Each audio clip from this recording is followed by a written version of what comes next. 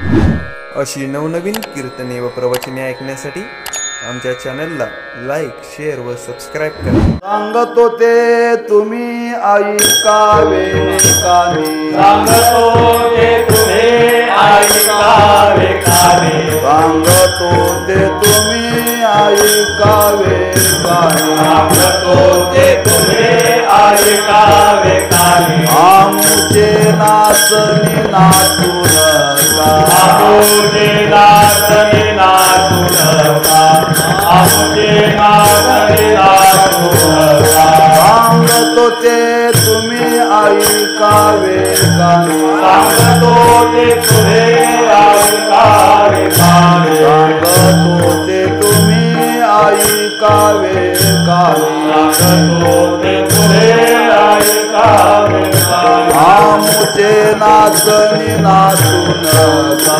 आमुचे नाचनी नाचू नका, आमुचे नाचनी नाचू नका.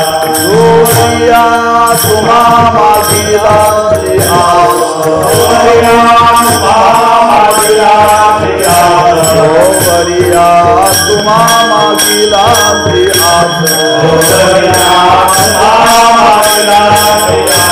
ओवरे उदास होऊ नका, ओवरे उदास होऊ नका, ओवरे उदास होऊ नका. जोरिया तुम्हा मागिला आस, जोरिया तुम्हा मागिला आस, जोरिया तुम्हा मागिला आस, जोरिया तुम्हा मागिला आस. ओवरे उदास होऊ नका, ओवरे उदास होऊ नका, ओवरे उदास होऊ नका. तुका म्हणे काय वाया विन धिंद, कारणे नाही वाया विरहित, तुका म्हणे काय वाया विन धिंद, कामने काय वाया विरहित. पतिया गोविंद दोन्ही नावी,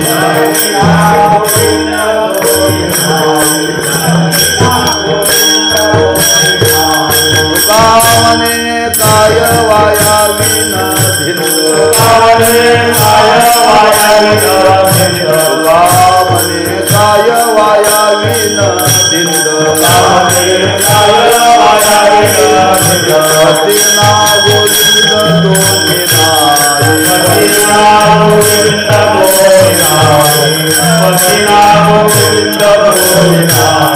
जोरिया तुम्हा मागिला आस, जोरिया तुम्हा मागिला आस, ओवरे उदास होऊ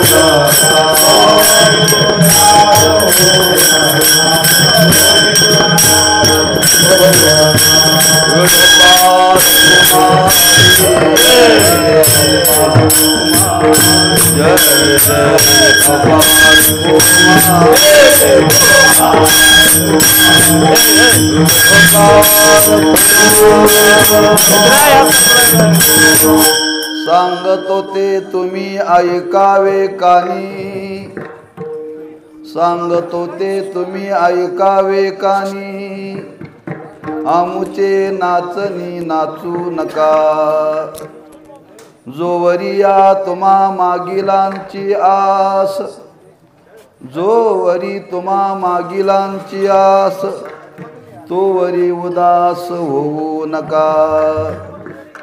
तुका म्हणे काय वायावी न धिंद, तुका म्हणे काय वायावी न धिंद, पतिना गोविंद दोन्ही नाही, जोवरिया तुम्हा मागिलांची आस, तोवरी उदास होऊ नका.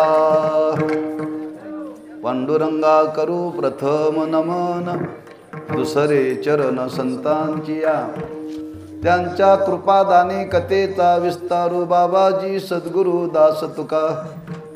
नमो ज्ञानेश्वरा, नमो ज्ञानेश्वरा, निवृत्ती उदारा सोपान देवा. नमो मुक्ताबाई त्रिभुवन पावनी आद्यत्रे जननी देवाची नमो सद्गुरु तुकया ज्ञानदीपा नमो सद्गुरु सच्चिदानंद रूपा नमो सद्गुरु भक्त कल्याण मूर्ती नमो सद्गुरु भास्करा पूर्ण कीर्ती श्री संताची माता चरणावरी श्री संताची माता चरणावरी साष्टांग हे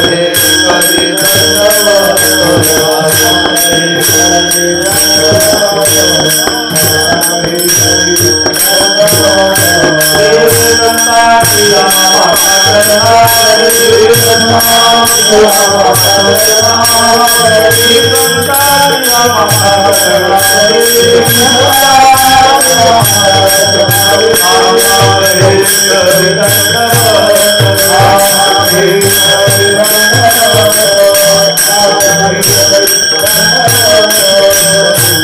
श्री संताची माता चरणावरी साष्टांग हे करी दंडवत सांगतो ते तुम्ही ऐकावे कानी आमुचे नाचनी नाचू नका जोवरिया तुम्हा मागिलांची आस तोवरी उदास होऊ नका शिवेकरता क्रमप्राप्त असलेला अभंग श्रीमंत जगद्गुरु श्री तुकोबारांच्या विरहिणी प्रकरणातील 15व्या क्रमांकाचा अभंग आहे।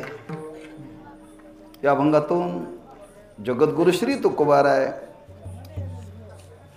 एक रूपकाच्या माध्यमातून भक्तीचं महात्म्य समाजाच्या समोर प्रगट करतायत,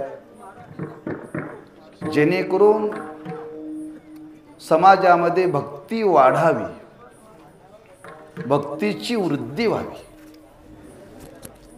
आणि ती भक्तीची वृद्धी होण्याकरता भक्तीचं महात्म्य समाजाच्या समोर प्रगट केलं पाहिजे। आणि तो भाव मनी मानसी घेऊन महाराज या विरहिणी प्रकरणातून एक भक्तीचं स्वरूप, भक्तीचा अधिकार आणि भक्तीची फलश्रुती असं 3 अंगांनी विचार केलेला आहे बरं का। भक्तीचं स्वरूप, भक्तीचा अधिकार आणि भक्तीची फलश्रुती। तेव्हा हा संकल्प केलेला आहे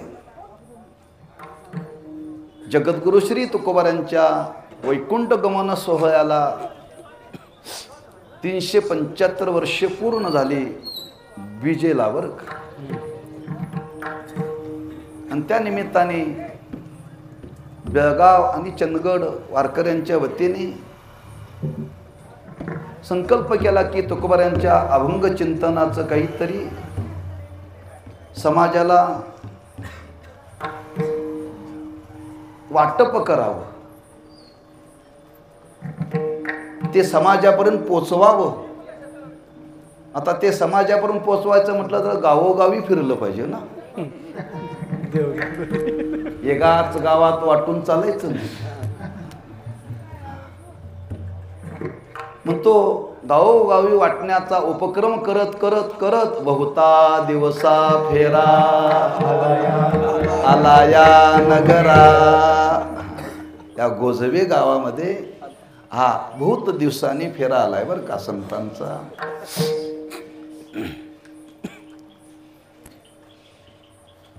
आजही काही लोक आहेत जोशी, पिंगळा, हा ते खेड्यामध्ये सकाळी जातात भविष्य सांगायला बरं का।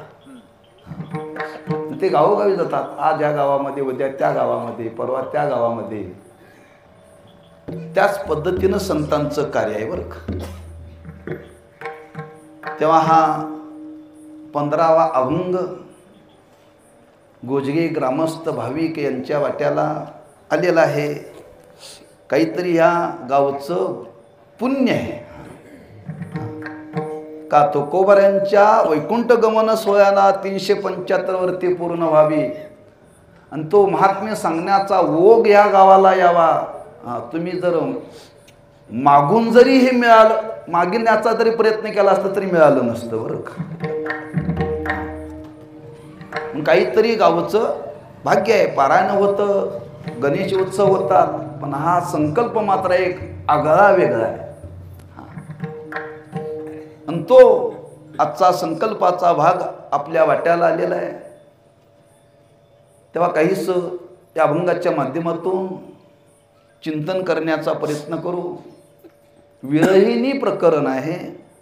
विरहिणी म्हणजे एक स्त्री भगवंताच्या भक्ती सुखाला लाचावलेली आहे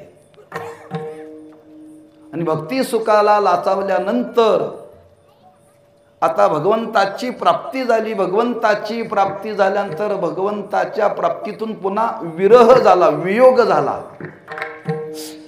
प्राप्तीनंतर भगवंताचा वियोग झाल्यानंतर जी अवस्था, त्या अवस्थेला विरह ना विरहिणी म्हणतात। त्याचे 3 भाव आहेत, पूर्व राग, मिलन राग आणि विरह राग। हे 3 भावामध्ये विरहिणीचं प्रकरण आहे, लक्षात ठेवा। राग नाम प्रीतीवर का, भगवंताविषयी अंतःकरणामध्ये निर्माण झालेलं प्रेम, म्हणजे भगवंताच्या प्राप्तीच्या पूर्वी भगवंताविषयी भेटीची ओढ निर्माण झालेली अवस्था, त्याला पूर्व राग म्हटलेला आहे। भगवंत प्राप्त झालेला आहे, संग सुख भोगायला मिळालेला आहे, मिलन राग आहे। प्राप्त झाला पण भगवंताचा वियोग झाला, विरह। त्यातला हा मधला भाव आहे। जी विरहिणी आहे तिला भगवंताचं संग सुख भोगायला मिळालेलं आहे आणि ती मिळाल्यानंतर ती आपला भाव अनेकांना सांगते बरं का। कारण भगवंताचं संग सुख सगळ्यांना भोगायला मिळत नाही, कारण देव सर्वांना प्राप्त होत नाही, लक्षात ठेवा। सर्वांना प्राप्त होत नाही। आज तुम्ही पहा, आज एवढे लोक भगवंताची भक्ती करतात, येन केन प्रकाराने। किती लोकांना देवाचं दर्शन झालेलं आहे, सगळ्यांना होत नाही। का होत नाही? तेवढी अधिकाराची पूर्तता यावी लागते आणि तेवढी अधिकाराची पूर्तता आल्याशिवाय भगवत दर्शन होत नाही बरं का। आता आम्ही तुम्ही भक्ती करतो, भगवत दर्शन होत नाही का? तेवढी तीव्रताच आमच्या अंतःकरणामध्ये नाही आहे। हा, भेट होण्याच्या मागे तीव्रता लागते ना। अन्न गोड लागण्याकरता भूक लागावी लागते। अन्न गोड लागण्याकरता भूक लागावी लागते, लक्षात। भूक जर लागली नसेल तर पंच पक्वान वाढून सुद्धा गोड लागत नाहीत।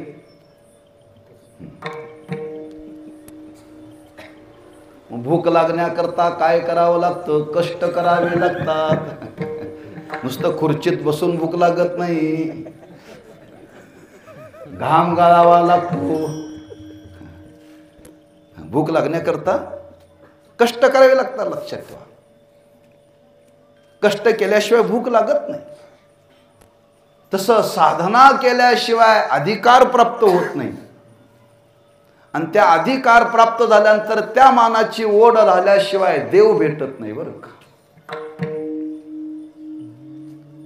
आणि असा ज्या विरहिणीला देव प्राप्त झालेला आहे आणि ज्यांचा अधिकार नाही, अशा अनधिकारी माणसांना, स्त्रियांना, जनांना ती विरहिणी सांगते, समज देते बरं का। आम्हाला देव प्राप्त झाला, आम्ही त्याच्या नादाला लागलो, आम्ही लागलो म्हणून तुम्ही लागू नका बरं का। काय? आम्ही लागलो म्हणून आमुचे नाचनी नाचू नका।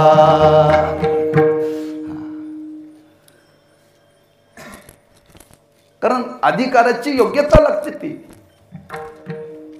आम्ही हे सर्वस्वाचा त्याग करून त्याच्या भक्तीमध्ये आम्ही प्रवृत्त झालो आम्ही जीवावर उदार झालो. आम्ही सर्वस्व सोडलेलं आहे. तेवढी तुमची योग्यता नाही आहे. म्हणून आम्ही हे करायला लागलो म्हणून तुम्ही करू नका बरं का. आणि जर करण्याकरता जर प्रवृत्त झाला तर पहिल्यांदा स्वतःच्या अधिकाराचा विचार करा बरं का. अधिकाराचा विचार करा. आपल्यावरती काही जबाबदारी आहेत, आपल्या वाट्याला काही कर्तव्य आलेले आहेत, ती पूर्ण झाली असेल तर या बरं का. अर्धवट सोडू येऊ नका. जोवरिया तुम्हा मागिलांची आस तोवरी उदास होऊ नका. अजून काही जबाबदारी आहे, चित्तातली आसक्ती गेलेली नाही, तादात्म्य गेलेलं नाही, तोपर्यंत संसार सोडण्याच्या नादाला लागू नका. ती कर्तव्याची पूर्तता झाल्यानंतर तुम्ही या. आणि तसं न करता जर तुम्ही जर करण्याकरता जर प्रवृत्त झाला तर माझं सांगणं आहे, तुमची धिंद नाम फजिती झाल्याशिवाय राहणार नाही बरं. असा भाव या अभंगातून त्या विरहिणीच्या मुखातून तुकोबारांनी प्रकट केलेला आहे की आज भक्तीची गरज आहे. या नरदेहामध्येच प्रत्येकाला भक्ती करता येते.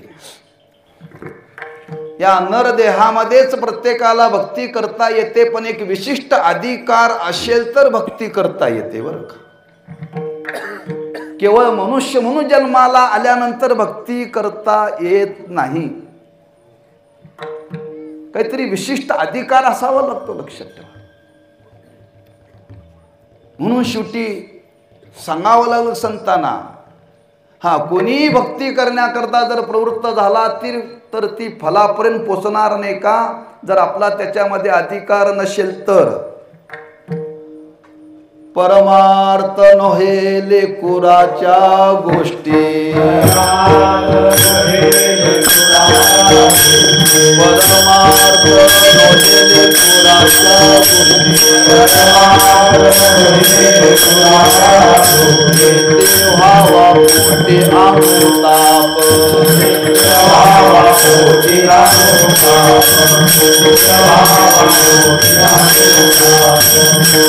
परमार्थ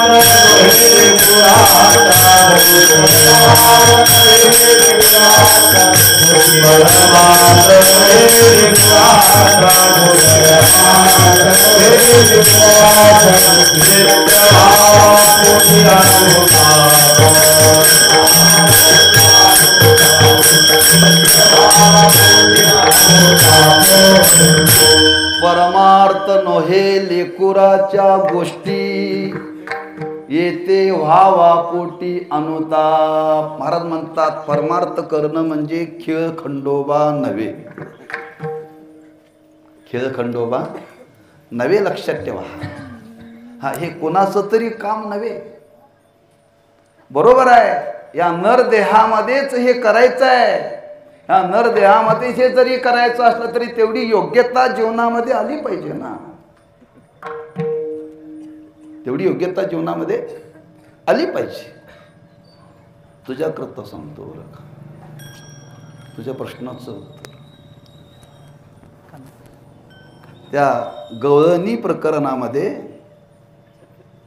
एक उल्लेख आला आहे, वरी कांद्याची कोशिंबरी बरं का. याच्या मनामध्ये शंका निर्माण झाली. कांदा लसूण खाऊ नये असं सांगितलं जातं, मी फार कोणाला सांगत नाही असं विचारतात. कारण जसा ज्याचा अधिकार असेल त्यांनी ते जीवनामध्ये करावं. पण फारसं लोकाला सांगण्याच्या फंदात पडू नये असं मी अलीकडे ठरवलंय. कोणाला अगरही करायचं नाही. आता जेवायला बसताना कोणाला जेवायचं बस असेल तर कपडे काढा, अगर न काढा. म्हणून बरीच लोक जवळ येत नाहीत माझ्या. हो, यांच्या जवळ बसलं की कपडे काढावे लागतात. यांच्या पंक्तीला बसलं की यांच्या ताटात आहे तेच आमच्या ताटात येत आहे. ही मागून घेत ते पंक्तीतली भाजी आणा. पंक्ती तिथली भाजी आणा.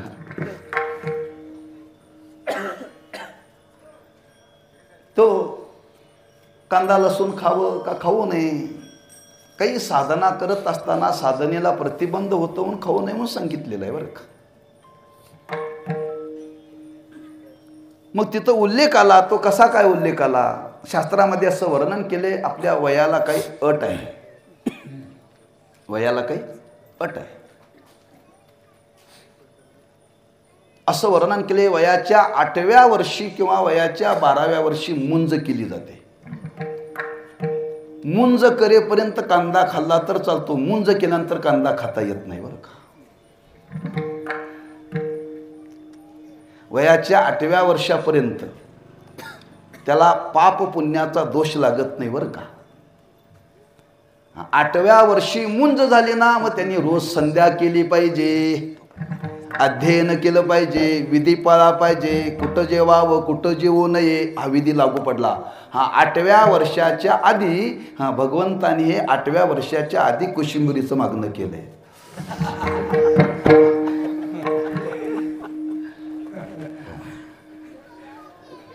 एक संगती तुला सांगितली बरं का. हे आमचे प्रश्न सुटतात, आमचे गुरुबंधू श्याम महाराज आहेत, आम्ही चर्चा करतो ते सुटतात.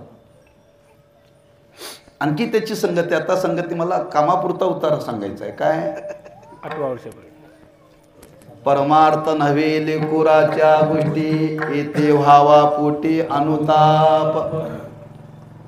हा बालपणामध्ये परमार्थ करावा का? बालपण हे परमार्थ करण्याकरता नाही, अपवाद आहे.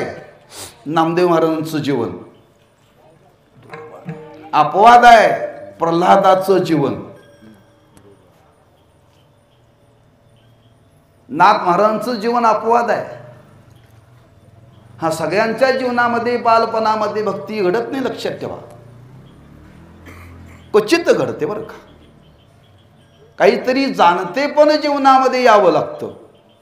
शाळेमध्ये कितव्या वर्षी घातलं जातं? 6व्या वर्षी. त्याला सुद्धा पूर्ण त्याला जाणते पण नसतं बरं का. म्हणून त्याच्याकरता शासनाने विभागणी केली प्राथमिक शाळा. आता त्या 6 वर्षाच्या सुद्धा अलीकडे निघाल्या शाळा, त्याला काय म्हणतात? अंगणवाडी. आता ती इंग्रजी निघाले हो, नर्सरी, त्यात आणखी ए बे की काय काय आहे प्रकार. ते मुलगा जातो शाळेला, अंगणवाडीला, ते दप्तर त्याला सण होत नाही हो, काय सण होत नाही. आमचा उपेंद्र पहिलीला आम्ही त्या खाजगी शाळेमध्ये घातलं, पहिली दुसरीला. ते दप्तर एवढं झालं, ते म्हणलं आबा हे मला काय ओझं सण होत नाही, नको म्हणाला शाळा. त्या वयाच्या मानांतरी त्या सरकारने अभ्यासक्रम काढावा का नाही हो, त्याला झेपत नाही हो, ते वागतंय असं घेऊन घेऊन. हा कुठल्या वयात किती शिकवावं याला काही मर्यादा आहे, लक्षात ठेवा. माझा मुद्दा लक्षात ठेवा बरं का. या जन्मामध्येच काही मिळवायचं आहे, पण त्याला काही अधिकाराची अट आहे, अधिकाराची अट आहे. हा काही संस्कार बालपणामध्ये केले जातात, पण विशिष्ट अधिकारावरती आल्यानंतर म्हणून प्राथमिक शाळा, त्याच्यानंतर माध्यमिक शाळा आणि त्याच्यानंतर उच्च शाळा असा क्रम ठेवलेला का त्याच्या बुद्धीच्या योग्यतेप्रमाणे, बुद्धीच्या योग्यतेप्रमाणे. तसं परमार्थाची साधना करण्याकरता अधिकार लागतो. याच देहामध्ये जरी देवाची भक्ती करता येत असली तरी एक विशिष्ट अधिकार लागतो, आणि तो विशिष्ट अधिकार असेल तर परमार्थ करता येतो. म्हणून एक अधिकार प्रकरण स्वतंत्र आहे, अधिकार प्रकरण स्वतंत्र आहे. म्हणून महाराजांना सांगावं लागलं, जे अधिकाराचे आहेत त्यांना सांगावं. तुका म्हणे ते पाहिजे जाती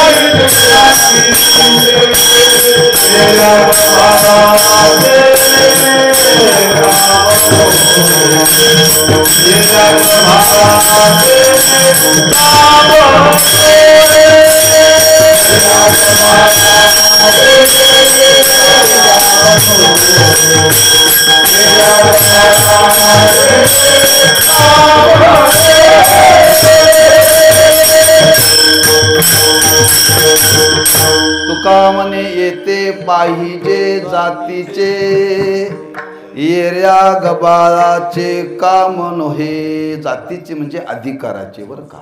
हा, इथं कुठली 18 पगड जातीची जात घेऊ नका. हा, काही शब्द आहे, त्या शब्दाचा नेमका अर्थ काय आहे तो कळला पाहिजे बरं का. हा, कुठल्या जातीचा संबंध परमार्थामध्ये नाही आहे. हा, सगळ्या जातीच्या लोकांना परमार्थ करण्याचा अधिकार आहे. इथं अधिकार वाचक शब्द वापरला. पाहिजे जातीचे हिऱ्या गबाळाचे काम नव्हे. कोणी उठावा आणि परमार्थ करावा इतका परमार्थ सोपा नाही आहे. कोण सांगते? ती विरहिणी सांगते. कोणाला सांगते? जी सासूरवासिनी आहेत त्यांना सांगते. कथाकथी सांगते का अनुभवातून सांगते? अनुभवातून सांगते. हां, ती म्हणजे मी सासूरवासीनच होते, पण सासूरवासीन होते पण त्या मी पतीचा त्याग केला. कधी केला? त्याचं आणि माझं पटना म्हणून नव्हे, त्याचं आणि माझं पटेना म्हणून नव्हे, मला या संसाराचं खरं स्वरूप कळालं म्हणून मी त्याग केला. घटस्फोट कधी घेतला जातो? पटत नाही त्यावेळेला. मी आतापर्यंत त्या संसारामध्ये राहिले, संसारामध्ये राहूनच जीवन व्यतीत केले, पण त्या संसारामध्ये राहून जी जीवनामध्ये तृप्ती व्हायला पाहिजे होती, भोग निरपेक्ष आनंद भोगायला मिळाला पाहिजे होता, तो मला भोगायला मिळाला नाही. म्हणून मी विचार केला आता त्याचा त्याग केल्याशिवाय पर्याय नाहीये. तेव्हा मी त्याग केला म्हणून तुम्ही करू नका बरं का, नाहीतर अवघड. कारण जर अंतःकरणाची योग्यता जर नसेल तर केलेली साधना साध्यापर्यंत पोचत नाही बरं का. पण काही समाजाचा स्वभाव आहे, एकाने केलं की दुसरं करतात, दुसऱ्याने केलं की तिसरे करतात बरं का.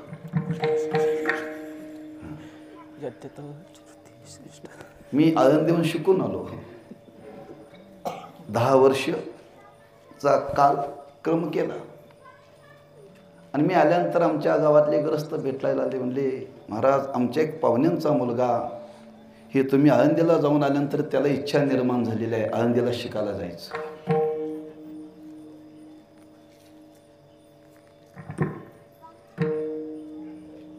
बरोबर आहे, मला आळंदीला पाठवलं नव्हतं, मी स्वतःच्या इच्छेनं गेलतो बरं का.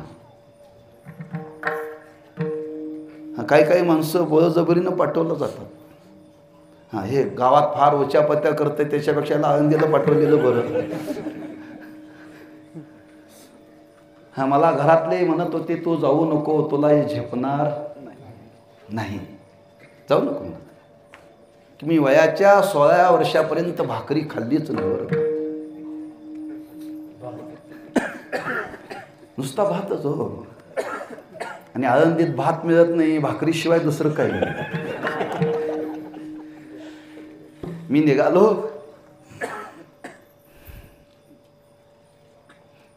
आमची आई रडायला लागली. हे 16 वर्षाचं पोरगं झालंय, अजून भाकरी खाल्ली नाही, याला तिथं भात कुठं मिळेल. रडायला लागली आई. पण मी ठरवलं, तुम्ही रडा नाही तर काय करा, मी जाणार आळंदीला. गेलो. कष्टाने जीवन व्यतीत केले बरं का. महिनाभर मला भाकरी पचत नव्हती. बाजरीची, आपल्याला बाजरी नाव ऐकून माहिती नाही, माहिती इकडं कोणी बेळगावला, कारण बेळगाव जिल्ह्यातलंच ना मी. आणि बाजरीची भाकरी फार उष्ण बरं का, म्हणून थंडीच्या दिवसात खावी. आणि ती पचायला पण फार जड हो. ज्वारी थंड आहे, पचायला हलकी, पण बाजरी पचायला कठीण. मग ते बाजरीच्या भाकरी माधुकरी मागून आणायच्या, त्या जाड. त्यांनी सकाळी केलेल्या त्या आणून मागायच्या, दुपारी खायच्या, दुपारी राहिलेल्या संध्याकाळी खायच्या, संध्याकाळी राहिलेल्या दुसऱ्या दिवशी सकाळी, तिसऱ्या दिवशी पुन्हा नाश्त्याला खायच्या. हो, पचनात. पण ठरवलं परत जायचं नाही बरं का. काढला, क्रम केला. त्या मुलाला सांगितलं, तुम्ही म्हणता बरोबर आहे, आळंदीला पाठवायचं.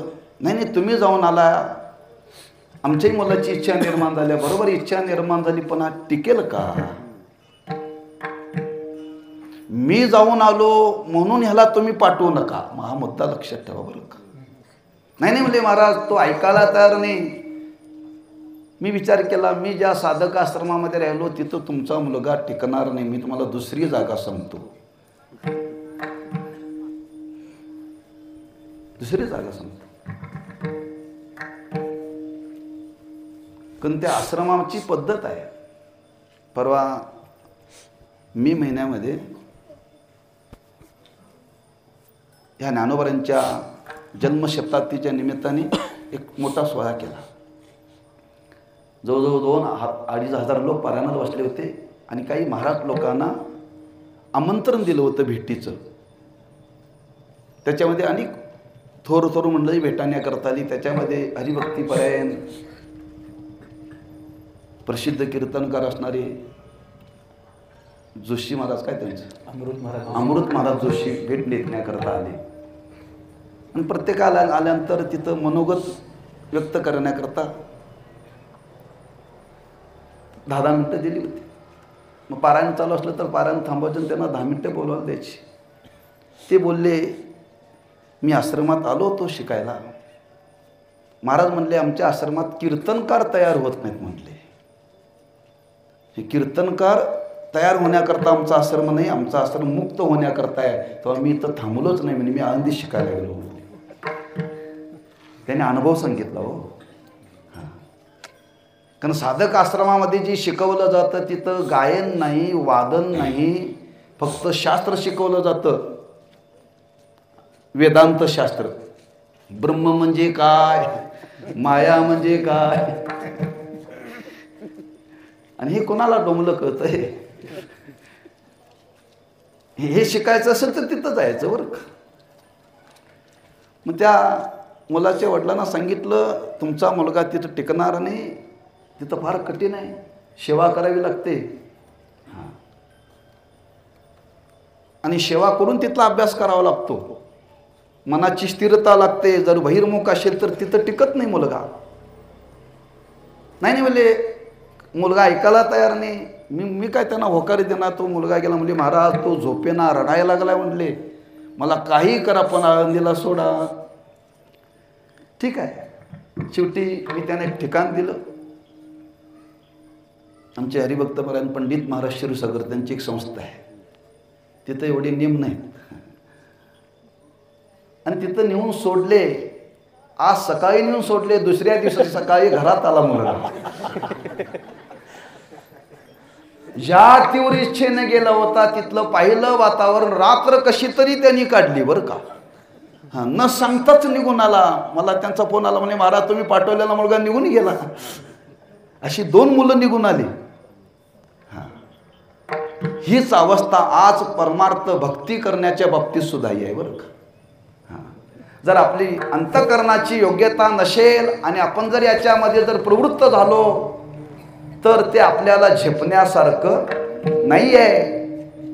आणि हा भाव मनी मानशी घेऊन ती विरहिणी आपल्या अनुभवातून समाजाला, सासुरवाशांना, अनधिकाऱ्याला सांगते, आम्ही या मार्गाचा अवलंब केला, आम्ही हे करण्याकरता प्रवृत्त झालो, आमचं बघून तुम्ही करण्याकरता प्रवृत्त होऊ नका. ते अभंगाच्या पहिल्या चरणामध्ये सांगतो ते तुम्ही ऐकावे कानी, आमुचे नाचनी नाचू नका. ती विरहिणी सांगते, आम्हा तुम्हाला सांगते बरं का. हा, जे भगवंतापासून दूर आहे, भक्ती या साधनापासून दूर आहेत, प्रपंचामध्ये रमलेले आहेत. नुसते रमलेले नाहीत, प्रपंचामध्ये शेंडी सहित बुडालेले आहेत. त्यांना ती सांगते, मी सांगतो ऐका बरं का. सांगते ते तुम्ही ऐकावे कानी. कोण सांगतंय त्याचा विचार करा बरं का. जर वेद सांगत असेल, शास्त्र सांगत असेल, पुराण सांगत असेल, देव सांगत असेल, संत सांगत असतील आणि एखादा साधक, एखादा भक्त जर अनुभवातून सांगत असेल तर त्यांचं ऐकावं बरं का. हा काय सांगतोय असं म्हणू नये. हा, शास्त्राने जे सांगितलं ते ऐकावं, संतांनी सांगितलं ते ऐकावं. ऐका ऐका भाविक जन. संत महात्मे सांगतात, आम्ही सांगतो ऐका बरं का. तसं ती विरहिणी सांगते, मी सांगते ऐका. ज्ञानोबा सुद्धा सांगतात, मी सांगतो ते ऐका. तरी अवदान एकले दिजे, मग सर्व सुखाचे पात्र होईजे. हे प्रतिज्ञ उत्तर माझे, उघड ऐका ऐका माझे. ज्ञानोबा म्हणतात, मी काय सांगतो ते ऐका. उगाच सगळेच निघाले म्हणून जाऊ नका, सगळे ज्ञानेश्वरी वाचायला लागले म्हणून वाचू नका. मी काय म्हणतो ते पहिल्यांदा ऐकून घ्या बरं का. पण कधी दोन माणसं एकत्र आली तर ते म्हणतात माझं ऐकून घ्या, ते म्हणते माझं ऐकून घ्या. कोणाचं ऐकावं पहिल्यांदा? दोघंही म्हणतात, ते म्हणते माझं पहिल्यांदा ऐकून घ्या, ते म्हणते माझं ऐकून घ्या. एखाद्यामध्ये काही जर भांडण झालेलं असेल आणि त्याच्यामध्ये जर काही गैरसमज जर झालेला असेल तर ज्याच्या चित्तामध्ये गैरसमज झालाय त्यांनी समोरच्या माणसाचं पहिल्यांदा ऐकून घ्यावं बरं का.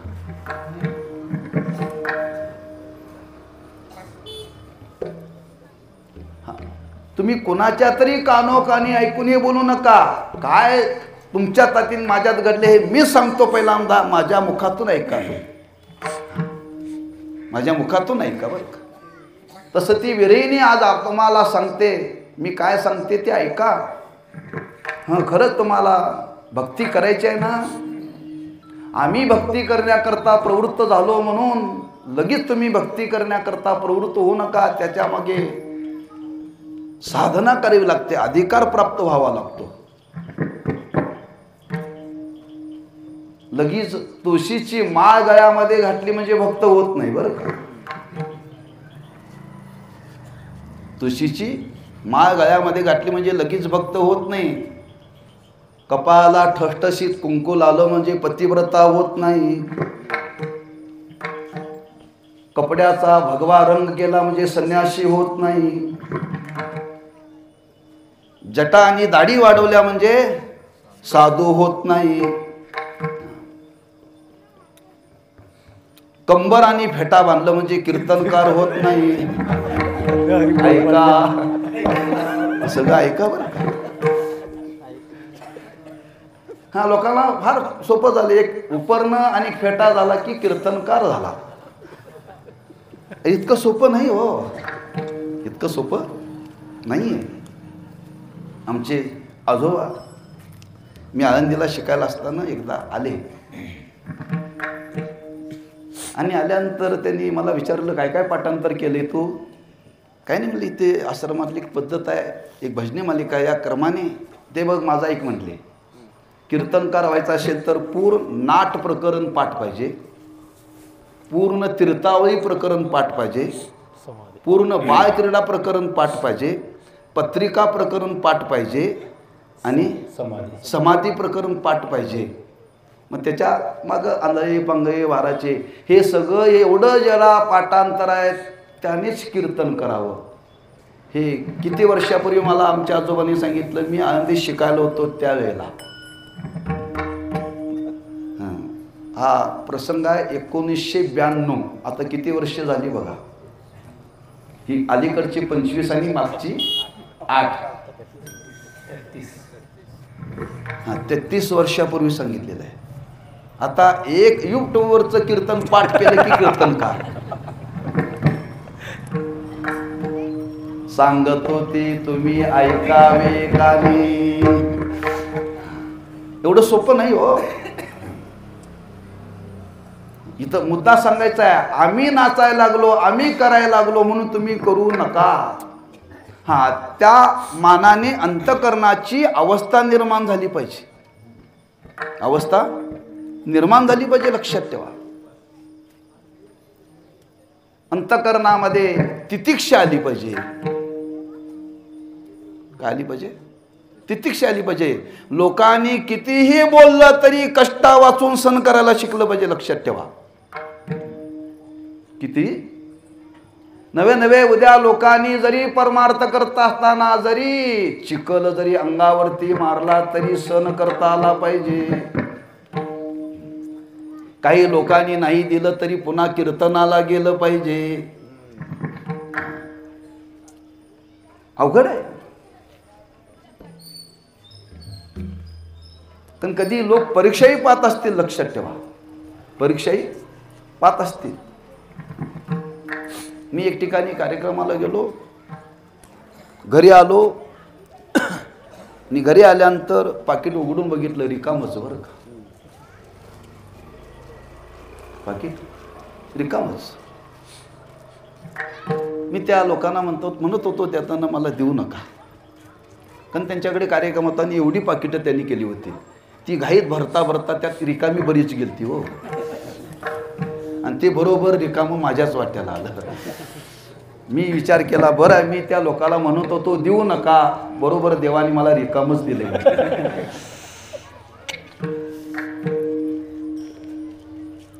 म्हणजे काही अंतकरणाची ती योग्यता निर्माण व्हावी लागते, लक्षात ठेवा. योग्यता निर्माण व्हावी लागते. काही लोक गाडीतून गावातून कीर्तन झाल्यानंतर इथून उचगाव ते गोजगाव किती अंतर आहे विठ्ठल? 2 किलोमीटर. काही माणसं ते गाव सोडून 2 किलोमीटर गेले की उघडून बघतात आणि सांगतात कमी घातलेत, कमी घातले. ह्याला कीर्तनकार म्हणत नाहीत बरं का. ह्याला कीर्तनकार म्हणत नाही, लक्षात ठेवा. आमचे नाचणे नाचू नका. ज्या अधिकारावरती जावं लागतं, जी अंतकरणाची अवस्था, अधिकार हा वरून कळत नाही, लक्षात ठेवा. त्याच्या अंतकरणावरून अधिकार कळतो.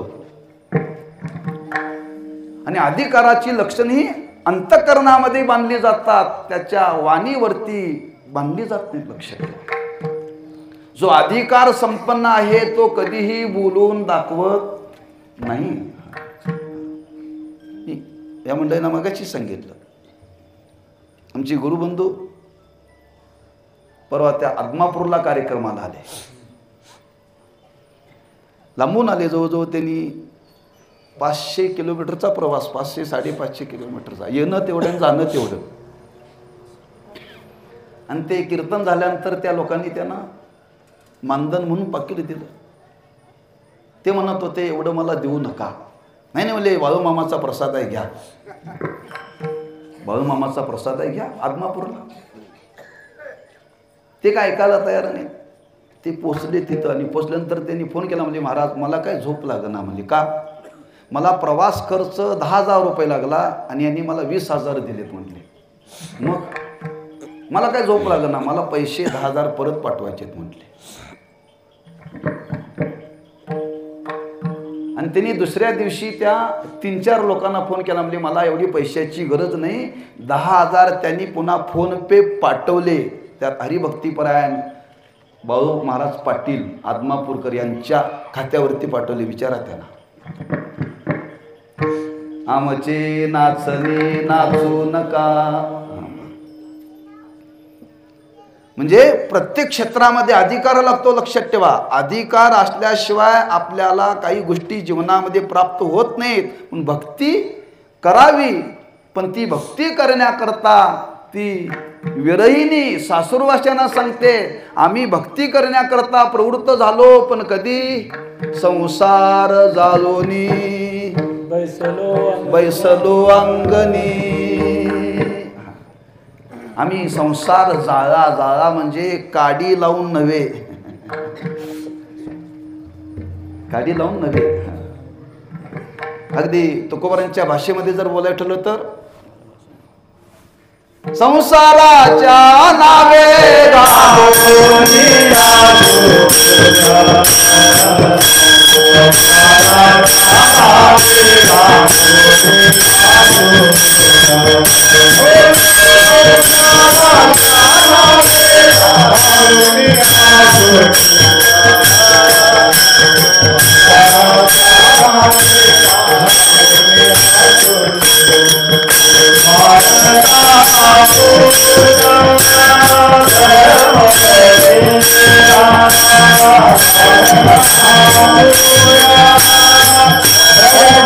Hare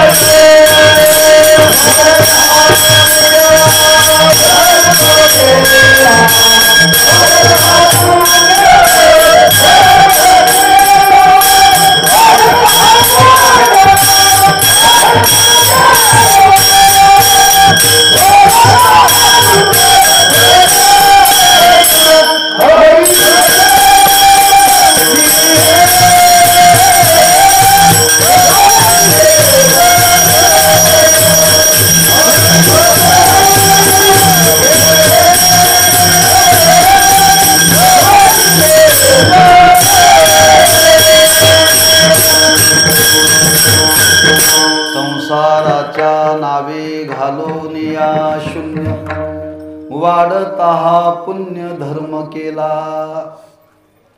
त्या संसाराला एकदम संसाराचा त्याग करता येत नाही बरं का. मग कोणी म्हणेल या संसारी लोकांनी, सासुरवासी लोकांनी परमार्थ करूच नाही का?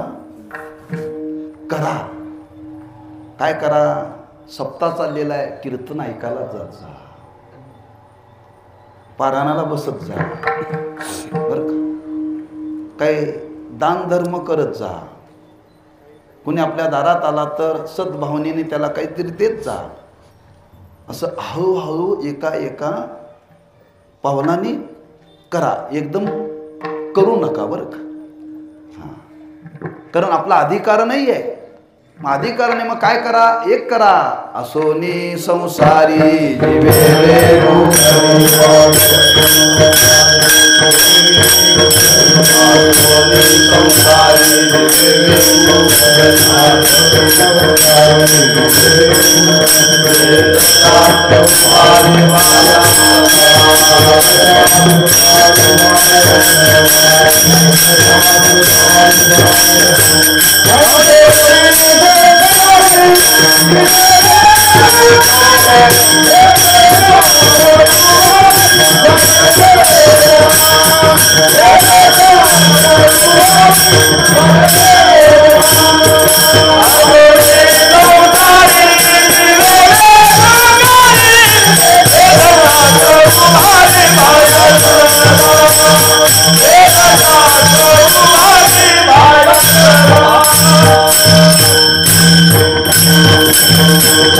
असोनी संसारी जीवे वेगू करी.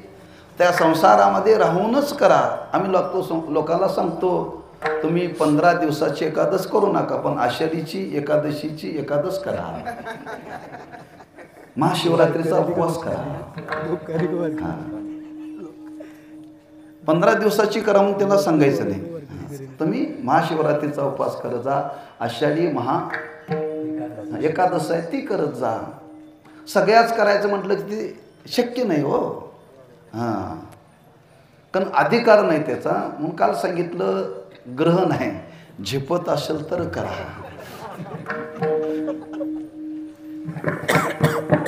त्याला सांगितलं बरं का, झेपत असेल तर करणं झेपतंय म्हटलं. आता तो इंजेक्शन घेऊन आलाय.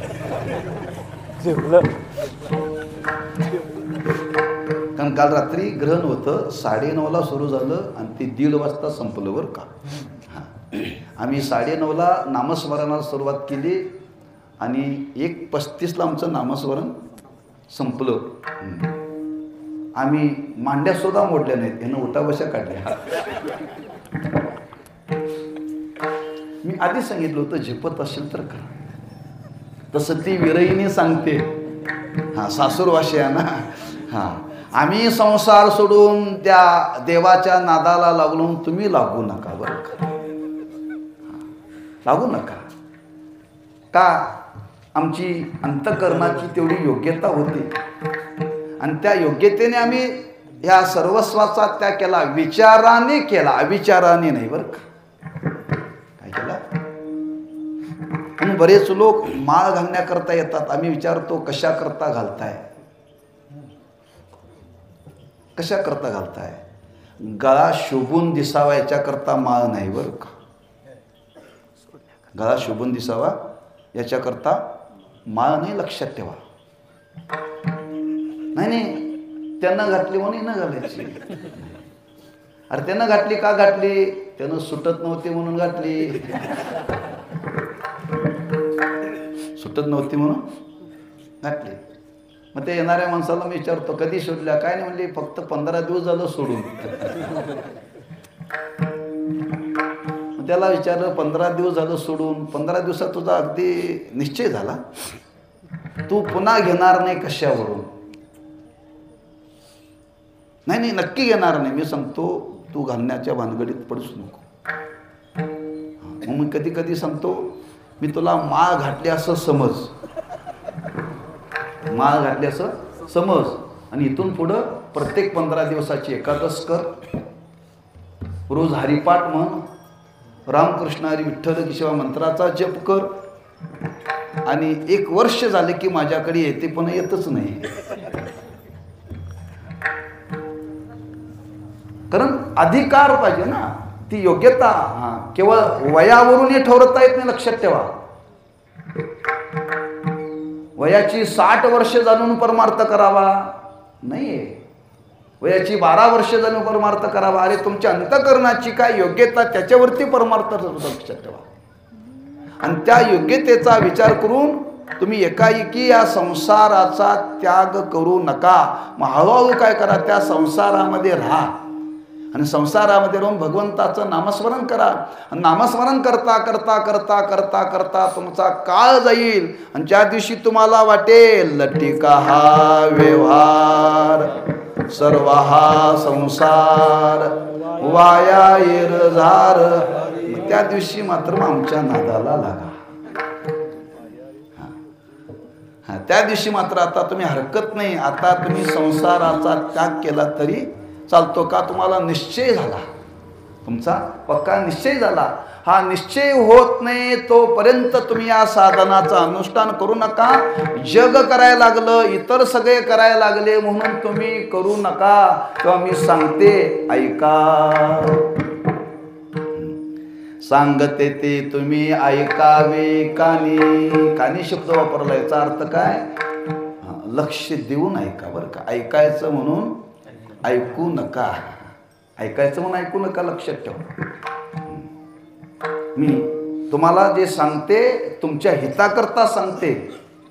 उगाच काहीतरी सांगायचं मी सांगण्याकरता तुम्हाला प्रवृत्त झाले नाही का? तुम्ही सासूरवाशिन्यात अजून तुमच्या जीवनातलं पारतंत्र्य संपलेलं नाही आहे. पारतंत्र्य संपलेलं नाही आहे. संसारामध्ये फार मोठं पारतंत्र्य आहे, लक्षात ठेवा. आता कालाच्या ओघामध्ये ते संपत चाललंय बरं का. पूर्वी कुठेही जर घरातून बाहेर जायचं असेल तर सासूबाईला विचारल्याशिवाय सुनेला जाता येत नव्हतं. आता उलट झालंय, सुनेला विचारल्याशिवाय सासूला बाहेर जाता येत नाही. बरोबर आहे ना? पटलं बघा मातावर. पूर्वीचा काल होता. म्हणून आता बघतानाच असे बघतात, सासू नाही ना असंच घर द्या म्हणतात. म्हणजे सासूरवासच नको. हा पारतंत्र्याचा भाग लौकिकतातला वेगळा आणि अंतरंगातला वेगळा. पारतंत्र्य हे इंद्रियाचं सुद्धा आहे बरं. आज आपण इंद्रियांच्या अधीन आहोत. काल आपण सकाळी चिंतन केलं. भगवंतांनी सांगितलं गोपाळांना, चला आपल्याला इंद्रियांचं वळण करायचं आहे, इंद्रिय ताब्यात घ्यायचे आहेत. काय? इंद्रियांना आपण आपल्या ताब्यात घ्यायचं, आपण इंद्रियांच्या ताब्यात जायचं नाही का? बैसू जेवू एके ठाई. भगवंताच्या सहवासामध्ये बसून जर तुम्हाला जेवायचं असेल तर इंद्रिय आवरावी पाहिजेत. माझ्या संगतीत बसायचं असेल तर कांदा लसूण सोडावा लागेल.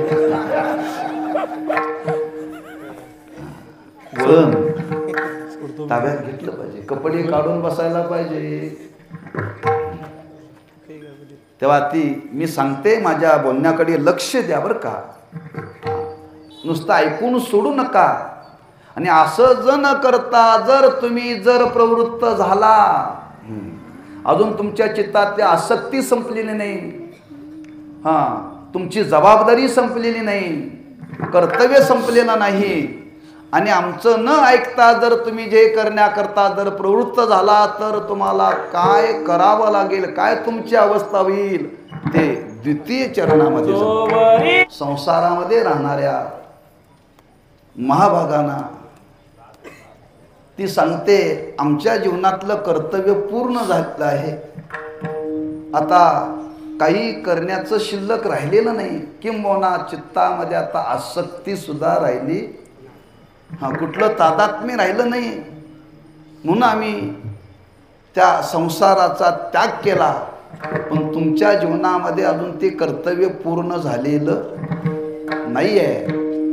जोवरिया तुम्हा मागिलांची आस. हा आस, जबाबदारी, इच्छा पूर्ण झालेली येऊ नका. बघा तुम्ही, तुकोबारांनी आपल्या अभंगातेमध्ये एक प्रकरण दिलेलं आहे. आवा निघाली पंढरपुरा, वेशी पासून येई घरा, वेशी पासून येई घरा. एक आवा, एक सासू, तिला पंढरपूरला जाण्याची इच्छा निर्माण झाली आणि ती सुनाला सांगायला लागली, बघा सगळं सांभाळा बरं का, मी पंढरपूरला चालले, लक्ष ठेवा, भांडी कुंडी सांभाळा, जनावरं सांभाळा, जपून खा. प्रत्येक गोष्ट सांगायला लागली. ती प्रत्येक गोष्ट सांगायला लागली, निघाली, पण तिचं काय मन निघना बरं का, मन निघे ना.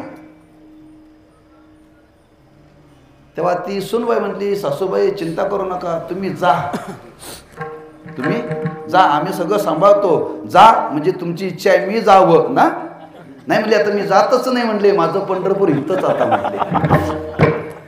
म्हणजे तुम्हाला वाटतं मी घरातून लवकर जावं म्हणजे तुम्हाला मोकळं झालं. अशी जर चित्तात आस असेल तर जाऊन असं जर तादात्म्य असेल तर, म्हणून आम्ही लोकांना फोन करतो, वेळ असेल तर या. म्हणजे महाराज आला असतो, पण नेमकी तुमच्या कीर्तनाची वेळ आणि म्हशीच्या धारची वेळ एकच आहे. काय अंदाज मला बरोबर आहे, कारण ती माझ्याशिवाय धार देत नाही. असं आहे, गुंतलो त्यात पण लक्षात ठेवा. मी फक्त म्हशीचं उदाहरण दिले आपल्याला. आपण असं कितीतरी संबंधांनी गुंतलेलो आहोत, लक्षात ठेवा. आणि ती चित्तामध्ये असलेली आसक्ती ती टाकून जर आपण जर आलो तर आपल्या जीवनामध्ये या साधनेचा काही परिणाम होणार नाही. लक्षात ठेवा, साधनेचा परिणाम होणार नाही. तुम्ही जर आसक्ती ठेवून आला तर आल्यानंतर तुम्ही जर इथं कीर्तन ऐकायला बसला तर तुमच्या चित्तात कीर्तन राहील का, येताना काय काय सांगून आले ते राहील.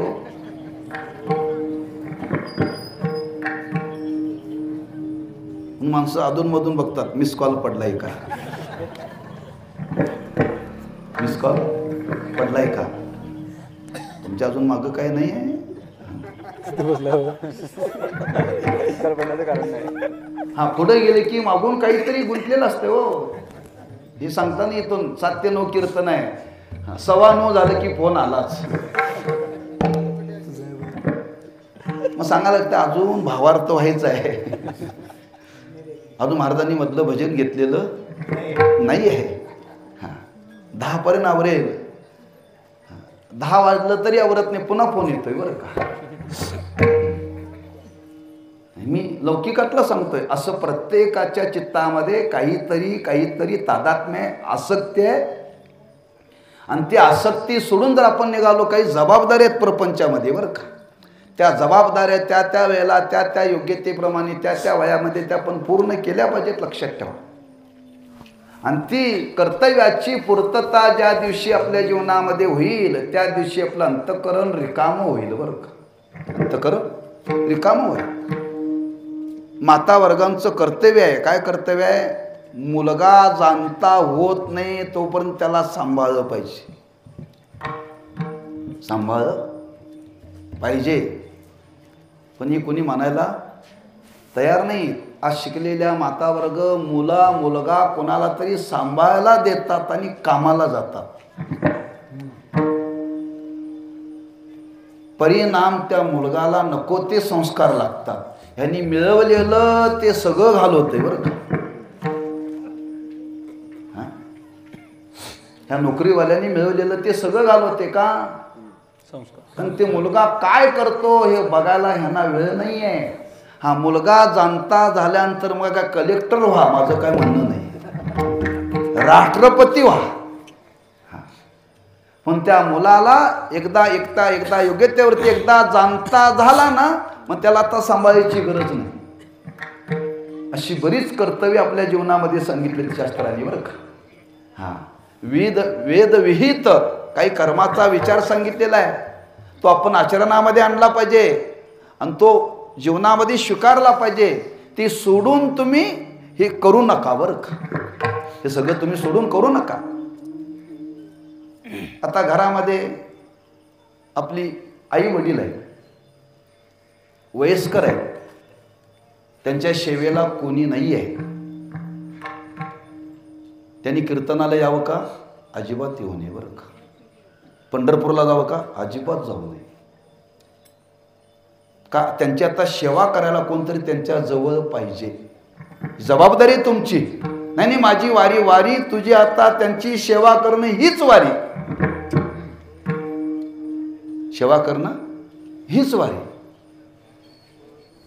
हा, त्यांचं सेवा करायचं सोडायचं आणि लोकांना सांगायचं बघा मी वारी चुकवली नाही. अरे ती उपाशी मेले ना. वारी चुकल्याच्या पेक्षा जास्त तुला दोष लागला. अशी काही प्रत्येकाच्या जीवनामध्ये मी अनुभवाचं सांगितलं. हा, जी जी कर्तव्य सांगितली ती कर्तव्य पूर्ण झाल्याशिवाय तुम्ही हे सोडून जाऊ नका. शब्द वापरला, जोवरिया तुम्हा मागिलांची आस तोवरी उदास होऊ नका. हे सगळे सोडून निघाले म्हणून जाऊ नका बरं का. त्यांची ती योग्यता होती, त्यांची कर्तव्यपूर्ती झाली म्हणून ते निघाले. राजे राजवाडे सुद्धा राज्याचा त्याग करून निघाले. लक्षात ठेवा, कधी आपला मुलगा राज्यावरती बसण्याकरता योग्य झाल्यानंतर त्यांनी सांगितलं तू राज्य सांभाळ. आता आम्ही निघालो. पुराणामध्ये कितीतरी दाखले आहेत. म्हणून एकाएकी उदास होऊ नका. एकाएकी संसाराचा त्याग करू नका. त्या योग्यतेपर्यंत या आणि त्या योग्यतेपर्यंत आल्यानंतर त्या कर्तव्याची पूर्तता झाल्यानंतर निश्चित या साधनाचा जीवनामध्ये स्वीकार करा. हे माझं ऐका आणि हे न ऐकता जर तुम्ही कराल तर तुम्हाला तुमची जीवनामध्ये फजिती होईल. तुका म्हणे काय वायावी न धिंद पतीना गोविंद दोन्ही नाही, ना घर का ना घाट का. हा, तुमचा प्रपंचही धड होणार नाही आणि परमार्थही धड होणार नाही. एवढी उघडती विरईने आज आम्हा तुम्हाला सांगते. तेव्हा ऐका. विठोबा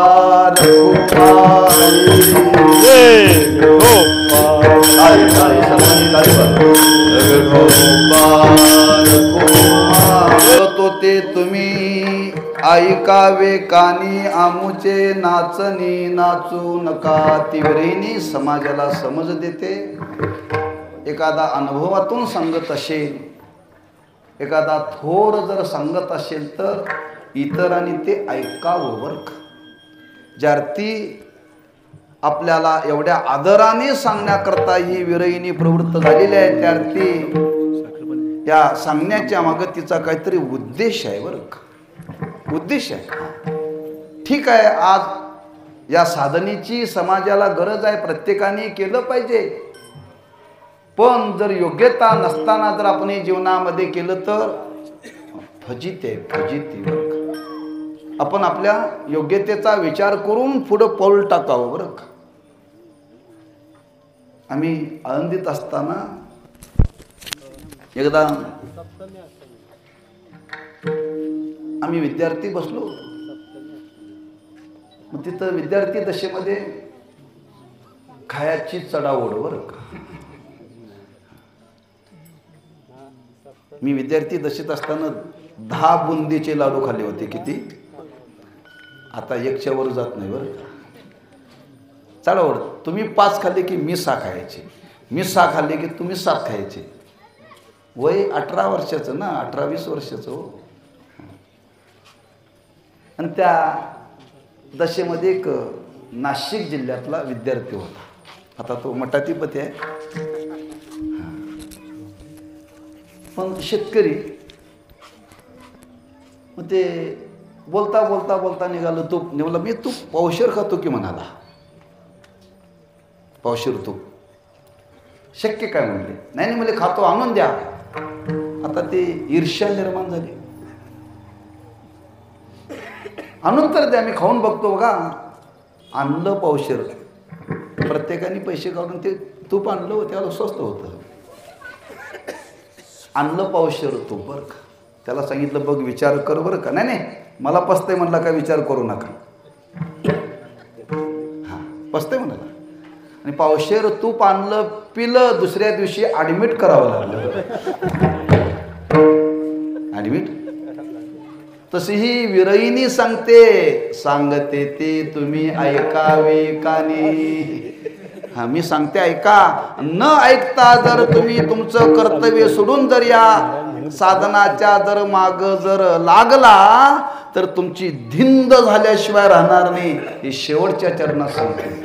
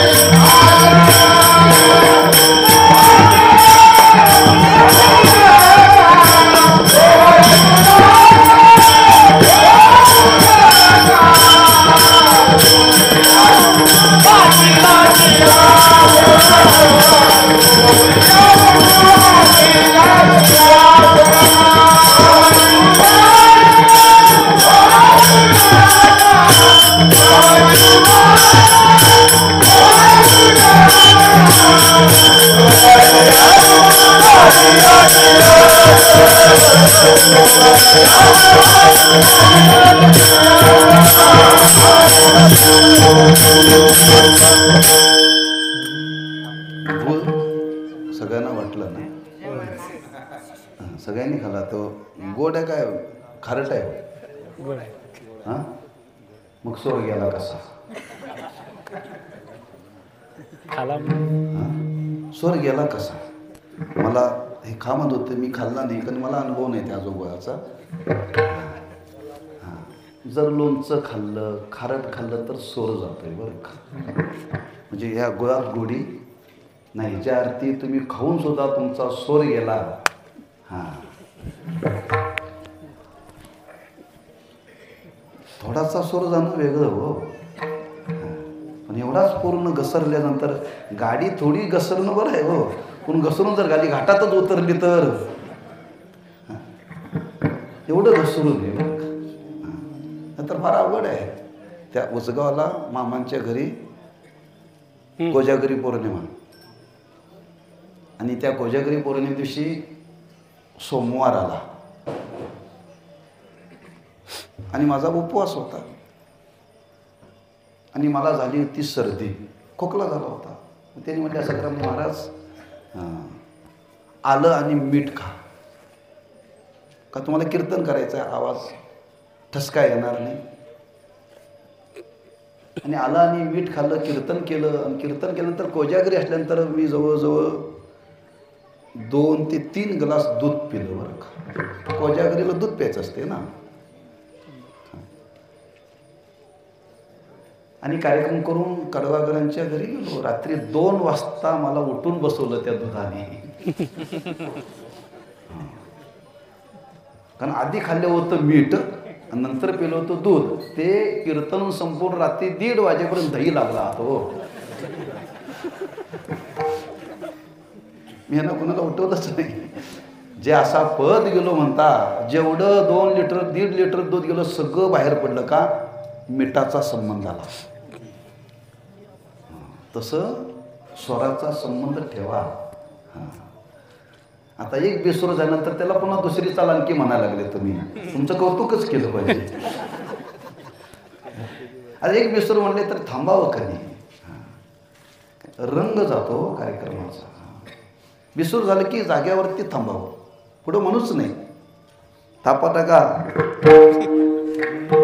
तुका म्हणे काय वायावे न धिंद, धिंद म्हणजे फजिती, फजितीवर. जर अधिकार नसताना, मी उदाहरण दिलं अनुभवातलं, अधिकार नसताना तूप पिलं, फजिती झाली, फजिती. काय ज्याच्यामध्ये आपला अधिकार नाही ते आपण जर जीवनामध्ये केलं तर धिंद, धिंद. समाजामध्ये फजिती होईल. काय फजिती होईल? स्पष्ट लिहिलंय, पतेना गोविंद दोन्ही नाही. तुम्हाला तुमचा पतीचाही संबंध राहिला नाही जीवनामध्ये. का देवा करता तुम्ही पतीला सोडलं आणि सोडून गेला. तुमची योग्यता नसल्यामुळे देवही तुम्हाला प्राप्त झाला नाही. तो देवही मिळाला नाही आणि पती मिळाला नाही. ही चांगलं आहे.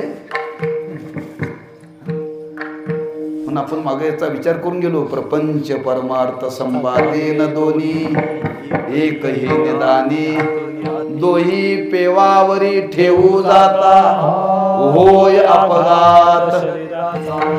जर योग्यता नसताना जर संसार रूपी पतीचा त्याग करून गोविंदाचा परमार्थाचा जर स्वीकार केला ना तर आपली फजिती होते. का अजून ती योग्यता निर्माण झालेली नाहीये. म्हणून तुम्हाला परपंचातही किंमत राहणार नाही आणि तुम्हाला परमार्थातही किंमत राहणार नाही. असे बरेच लोक आज जगामध्ये आहेत बरं का. बरेच लोक जगामध्ये आहेत, लक्षात ठेवा. गुरुवारी साखरे महाराजांच्या सान्निध्यामध्ये एक विद्यार्थी होते शिकायला. 40 वर्षापूर्वीची गोष्ट आहे. आणि त्यांची बुद्धिमत्ता एवढी त्यांनी 4000 अभंग लिहिले बरं का. किती? 4000ची अभंगा गाथा निर्माण केली त्याने. गुरुवारी महाराज म्हटले तू अभंग लिही पण प्रकाशित करू नको. प्रकाशित.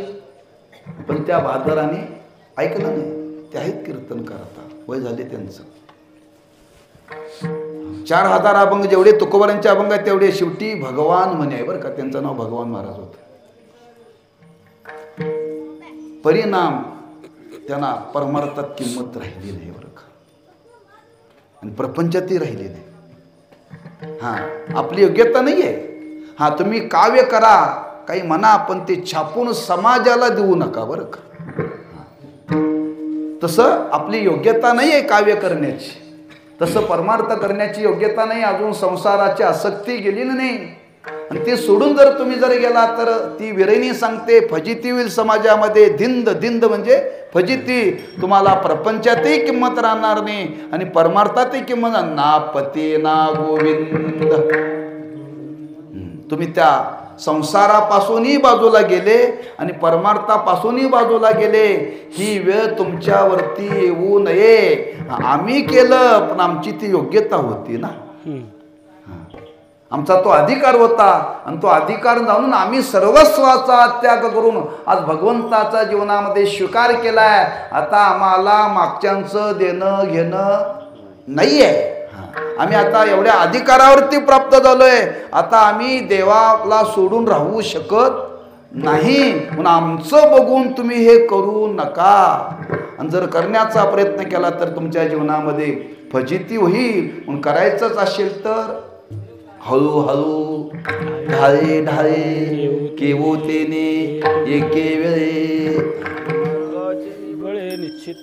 म्हणून तू कुठं गेला आपला तुमचा गावचा मुलगा भरत गेला गेला. काल मी वर्णन केलं आजान वृक्षाच्या पानाचं. आजान वृक्षाची पानं खाऊन ज्ञानेश्वरीचं पारायण करावं बरं का. आजान वृक्षाचं हे पान खाल्ल्यानंतर त्याला भूक लागत नाही, ताण लागत नाही बरं का. ते कीर्तन झाल्यानंतर मला आलं म्हणजे आता मी 108 पारायण करणार आहे. आजान वृक्षाची पानं खाऊन करू का. तू करशील बरोबर आहे पण तिथं पानं तोडायला परवानगी नाही आहे आळंदीमध्ये. कारण प्रत्येक जर पानं तोडून जरी खायला लागलं पानं झाडाला राहणार नाहीत हो. पण तिथं पानं तोडून देत नाहीत.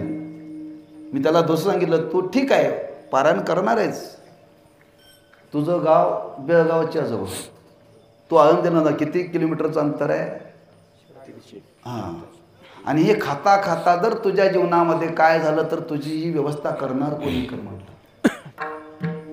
काय घडलं तू सगळं अन्न पाणी सोडून दिलं आणि काय अचानक जर घडलं अशक्तपणा आला आजारी पडला तर तुझी व्यवस्था कोणी करायची. तेव्हा तू काय कर एक टाईम जेवण कर आणि एक टाईम एखादं पान मिळालं तर खा आणि मग पारायण कर. हळूहळू ढाळे ढाळे केवोतेने एके वेळे. आजान वृक्षाची पानं खाऊन जर ज्ञानेश्वरीचं अनुष्ठान केलं तर ज्ञानोबाऱ्यांची कृपा होते बरोबर आहे. ऐकून करचिला. पहिल्यांदा नागिनीची पानं खायला शिका. चुना लावून पटलं लगेच ती पानं खाऊ नका बरं का. म्हणजे योग्यता ती प्राप्त व्हावी म्हणून ती सांगते विरणी सांगते आम्हा तुम्हाला आपल्या अधिकाराचा विचार करा आणि हळूहळू परमार्थाची साधना करा. काही श्रवण करा, काही नामस्मरण करा, संतांच्या संगतीमध्ये राहा, अधूनमधून पंढरपूरला जात जा आणि असं करता करता करता चित्तातली आसक्ती कमी झाली की मग काय करायला हरकत नाही. तेव्हा माझं सांगणं आहे मी सांगतो त्या पद्धतीनं वागा. आणि जर नाही वागला तर काय फजिती होईल. तुका म्हणे काय वायावी न धिंद पती ना गोविंद दोन्ही नाही. जोवरिया तुम्हा मागिलांची आस तोवरी उदास होऊ नका. ज्ञानेश्वर माऊली ज्ञानराज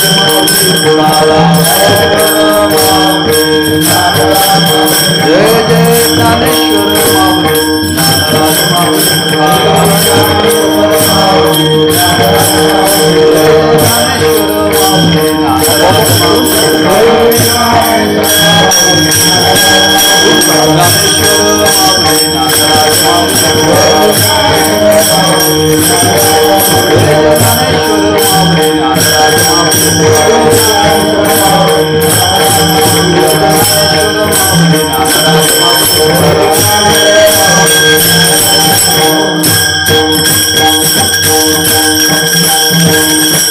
सांगतो ते तुम्ही ऐकावे कानी आमचे नाचणे नाचू नका.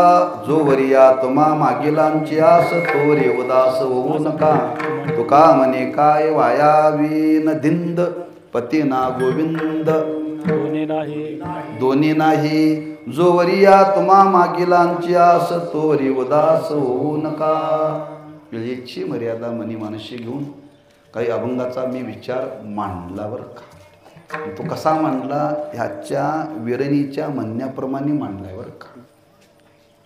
मी आरंभाला बोलून गेलो, बहुता दिवसा फेराला या नगरा. माझं मत आहे या गोजग्यातलं माझं पहिलंच कीर्तन आहे बरं का. सगळ्यांचं पहिलं आहे, सगळ्यांचं. आणि विरहिणी प्रकरण तसं कठीण आहे किंवा तुम्हाला याची आवड लागावी म्हणून मी थोडंसं माझ्या पद्धतीनं तुम्हाला सांगण्याचा प्रयत्न केला आहे. मी आत वरपर्यंत गेलो नाही बरं का. हा पूर्ण जो अर्थ गर्भित सांगायला बसवता तो थोडासा मी बाजूला ठेवलाय. या गावात आले तुम्हाला याची आवड निर्माण व्हावी, तुम्हाला हे रुचावं, तुमच्या अंतकरणामध्ये उतरावं म्हणून समजेल असं थोडंसं गोष्टी रूपाने दृष्टांत रूपाने थोडंसं मी आपल्याला पटवून देण्याचा प्रयत्न केला. काय विरणीच ते सांगण्याकरता आता प्रवृत्त झालेली आहे. पण हा विचार संतांचा आहे. हा विचार जीवनामध्ये धारण करा आणि या विचारापाने वागण्याचा प्रयत्न करा. निश्चित आयुष्यामध्ये यश येईल. त्या विचाराशी स्थिर राहण्याकरता त्या संत महात्म्याने आणि त्या भगवंताने तुम्हाला तशी शक्ती बुद्धी द्यावी एवढी त्यांच्या चरणी प्रार्थना करून सेवेला पूर्णविराम देऊ. पायाच्या प्रसादे काही बोलिलो विनोदे, मज क्षमा करणी संती नवे अंगभूत युक्ती. लोहे हा उपदेश तुमचे बडबडिलो शेष, तुमच्या कृपेचे पोसणे जन्मोजन्मी तुका म्हणे. तुकाराम तुकाराम तुकाराम तुकाराम.